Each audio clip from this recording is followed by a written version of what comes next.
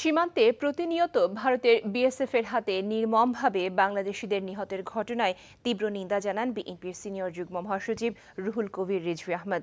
বলেন, ক্ষমতার নেশায় বিভোর সরকার বিএনপি নেতাকর্মীদের নির্যাতন করলেও সীমান্তে নিহতের ঘটনায় প্রতিবাদ করে না। সরকারের নির্দেশে দেশের আইন আদালত চলে বলে মন্তব্য করেন তিনি।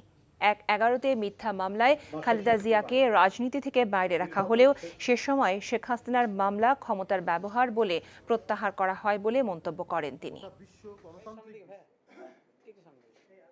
প্রায় প্রতিদিনই বাংলাদেশ ভারত সীমান্তে বিএসএফ কর্তৃক বদ্ধভূমি বাড়ানো হলেও আওয়ামী নিপীড়ক সরকারকে নিশ্চুপ থাকতে হয়। আমি বাংলাদেশ ভারত সীমান্তে বিএসএফ কর্তৃক গতকাল নিহত হাসান মিয়া সহ প্রতিনিয়ত বাংলাদেশি মানুষের নির্বিচারে হত্যার ঘটনার তীব্র নিন্দা ও ধিক্কার জানাচ্ছি।